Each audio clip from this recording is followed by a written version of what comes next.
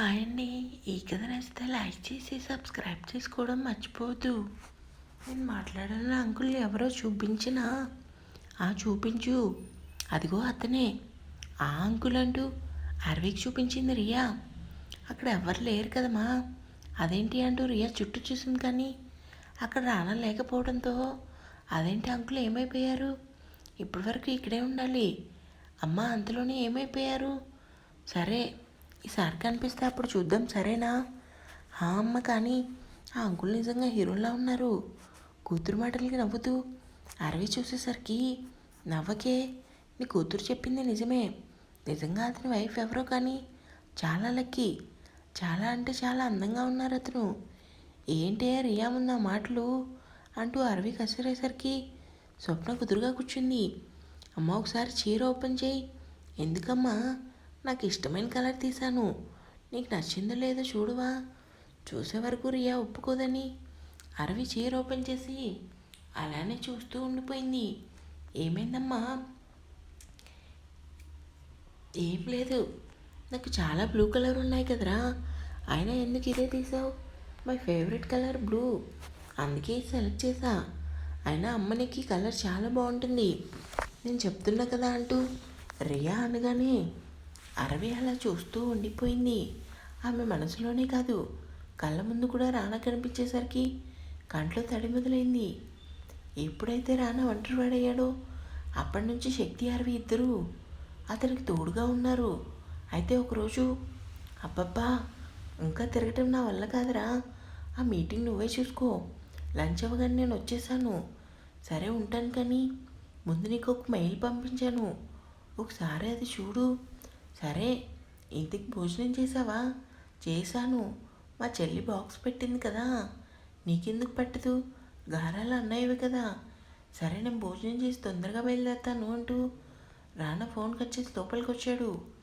ఎక్కడ అరవి కనిపించకపోవడంతో ప్రియా ప్రియా ఎక్కడున్నావు అంటూ పెద్ద పెద్ద అడుగులతో తన రూమ్కి వచ్చి అరవి కోసం చూశాడు. కానీ ఎక్కడ అరవి కనిపించకపోవడంతో ఇప్పుడు ఇది ఎక్కడికి వెళ్ళింది అనుకుని బయటకు వచ్చి ఇంటి వెనుక గార్డెన్ వైపుకి వెళ్ళాడు.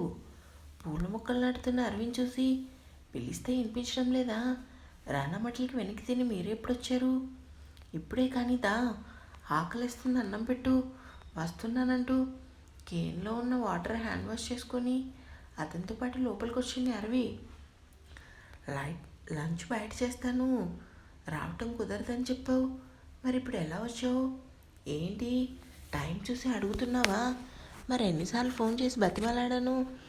అతను కోట్ తీసి పక్కన పెట్టి సరే హ్యాండ్ వాష్ చేసుకో అంటూ హ్యాండ్ వాష్ చేసుకొని చైర్లో కూర్చొని చిన్నగా విజిల్ వేస్తూ అరవింద్ చూశాడు.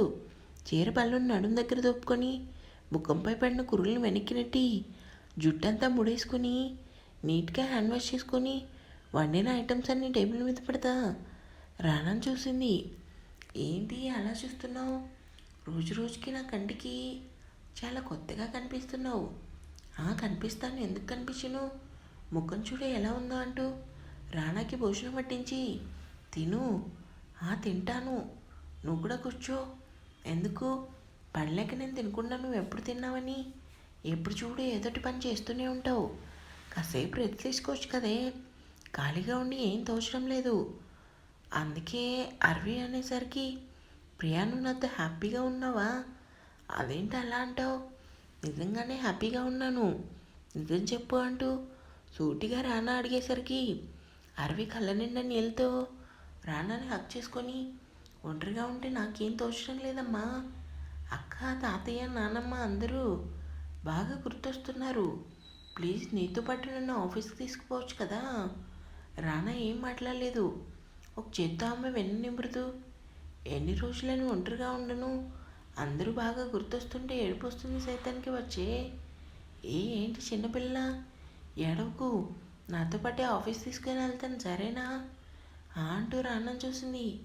అతని ముఖం అంతా ఎర్రగా కందిపోయేసరికి అరవికి ఏం అర్థం కాలేదు. కాసేపటికి అతను ఎందుకు అలా ఉన్నాడో అర్థమవ్వగానే వెంటనే చెంపల మీద కన్నీరు తుడుచుకొని భోజనం చేయి, ఆకలిగా లేదు, ఆఫీస్కి రెడీ అవ్వు, చూడు నాకు కోపం రప్పించుకు, లేదంటే నేను భోజనం చేయను, ప్రియా ప్లీజ్ విసిగించుకు, ఒక్కసారిగా రానా షర్ట్ కాలర్ పట్టుకుని, ఇంకెప్పుడు ఏడవను, ఎందుకు నువ్వు అలా అడిగేసరికి నీలో నాకు అమ్మ కనిపించింది, అందుకే అలా ఏడ్చాను, సారీ, ఇకపై ఏడవను, భోజనం చేయి, నీకోసమే కదా, అందరినీ కాదు కనుక్కొని వచ్చాను, నిన్ను సంతోషంగా చూసుకోవాలనే కదా, నువ్వు ఇలా నేను లేనప్పుడు ఏడుస్తున్నావంటే దాని అర్థం నేను నిన్ను సరిగా చూసుకోవటం. అతని మాట పూర్తి కాకుండానే అరచేత్తో అతని నోటిని మూసి, పొరపాటును కూడా నువ్వు అలా ఆలోచించుకు, నన్ను నువ్వు చాలా బాగా చూసుకుంటున్నావు సైతానికే వచ్చే, భర్త ప్రేమలో ఎవరు గుర్తురారు అంటారు, కానీ నువ్వు మాత్రం అనుక్షణం నీ వాళ్ళని తలుచుకుంటూ బాధపడుతున్నావంటే దాని అర్థం, ప్లీజ్ సైతానికే వచ్చే, ఇంకెప్పుడు ఏడవ, నువ్వు చెప్తున్నాను కదా, అస్సలు ఏడవనంటూ చిన్నపిల్లల అరవి మారం చేసేసరికి రానా కూలయ్యాడు. ముందు తిను అంటూ తనే భోజనం కలిపి రానాకి ఎంతో ప్రేమగా తినిపించింది. అరవి చూస్తూ భోజనం చేసి, నువ్వు కూడా తినేసి రూమ్కి వెళ్ళి ఫ్రెష్ అయ్యి రెడీ అవ్వు. ఎందుకు? ఆఫీస్కి. జోక్ కాదు కదా, ఈ టైంలో కూడా నీతో జోక్ చేస్తానా? అయితే 10 మినిట్స్లో నీ ముందుకుంటాను. సరే, బెడ్ మీద ఒక కవర్ పెట్టాను చూడు. ఏంటది? చెప్తే ఎలా?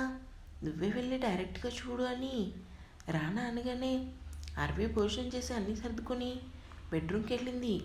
బెడ్ మీద ఉన్న కవర్ ఓపెన్ చేసి ఎంతగానో మురిసిపోయింది. ఎంత బాగుంది చీర, నాకోసమే కొన్నాడా అనుకుని ఫ్రెష్ అయ్యి ఎంతో ప్రేమగా చీర కట్టుకొని లైట్గా మేకప్ వేసుకొని సింపుల్ జ్యువెలరీ పెట్టుకుని బయటకు వచ్చింది అరవి.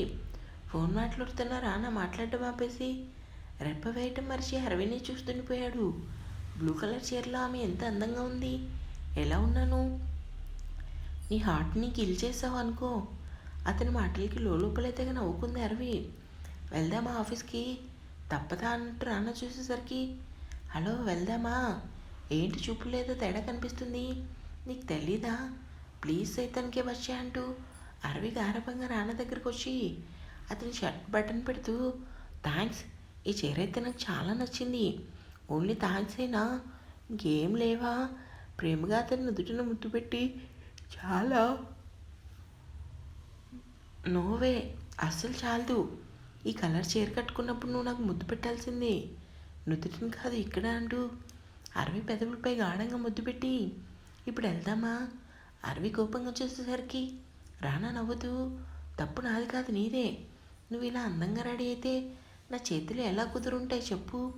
నిన్ను అంటూ నవ్వుతూ అతని అదిపై తల్లివాల్చింది అరవి. అతనితో గడిపిన మధురమైన క్షణాలు గుర్తొచ్చేసరికి అరవి మనసులో లేదు. అమ్మా, అమ్మా అంటూ రియా పిలిచేసరికి ఈ లోకంలోకి వచ్చింది అరవి. ఏంటమ్మా పడుకున్న ఒంట్లో బాగాలేదా? లేదు, కొంచెం తలనొప్పిగా ఉంది, రెస్ట్ తీసుకోమా, నేను డిస్టర్బ్ చేయనులే అని రియా అనగానే అరవి నవ్వుతూ కూతుని గుండెలు కత్తుకుంది.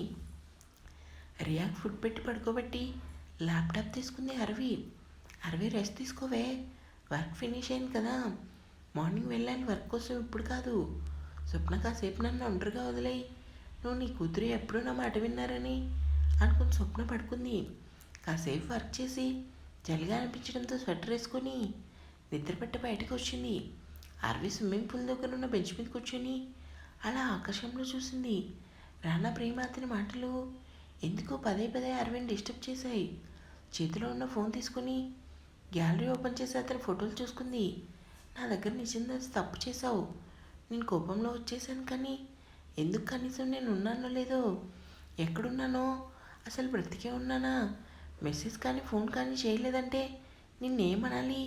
నీకు దూరంగా రావటం తప్పే, కానీ నా బాధ అలాంటిది సైతానికే వచ్చే. అసలు నువ్వు ఎక్కడున్నావు, ఎందుకు ఈరోజు నన్ను బాగా డిస్టర్బ్ చేస్తున్నావు అనుకుని తనలో తానే నలిగిపోయింది అరవి. ఒక్కసారైనా తనని చూసి గట్టిగా కొట్టాలని కూడా అనిపిస్తుంది, కానీ ఆ టైంలోనే అమ్మ బాధ తలుచుకుంటే నేను చేస్తుంది కరెక్టే కదా అనిపిస్తుంది. ఎవరి కోసం బ్రతుకుతున్నాను? నా కూతురు కోసం. ఎందుకు ఈరోజు ఇలా ఆలోచిస్తున్నాను? లేదు, తనతో వచ్చాను కాబట్టి విడిపోయినట్టే ఉండాలి అనుకుని రూమ్కి వెళ్ళటానికి పైకి లేచింది అరవి. ఎదురుగా మైదాన్ని చూడగానే షాక్ అయింది. ఇంకా నిద్రపోలేదా అరవి? కొత్త ప్లేస్ కదా సార్, నిద్ర పట్టలేదు. భోజనం చేసావా? చేశాను సార్. నీతో ఒక విషయం చెప్పాలి అరవి. ఏంటి సార్? ఈసారి అరవి గొంతులో కోపం. అది లవ్ చేస్తున్నారా నన్ను?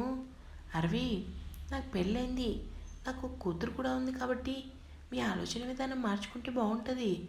వస్తాడో రాని భర్త కోసం ఎంతకాలం అని ఎదురు చూస్తావు? నా పర్సనల్ విషయాలు మీకు అనవసరం సార్. నీ పర్సనల్ విషయాల సంగతి పక్కన పెడితే అసలు బయట నలుగురు నిన్ను చూసి ఏమనుకుంటారో ఒకసారైనా ఆలోచించవా? ప్రియా భవిష్యత్ కోసం ఆయన ఆలోచించారు.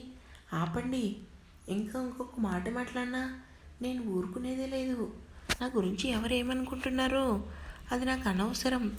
ఇంకొకసారి ప్రేమ దోమ అంటూ నా దగ్గరకు వచ్చి చెత్తవాగుడు వాగితే మాత్రం నోటితో సమాధానం చెప్పును. అర్థమైందా అంటూ అరవి కోపంగా చూసేసరికి మహిధర్ ఏం మాట్లాడలేదు. ఇంకా ఉంది కీప్ ఫస్ట్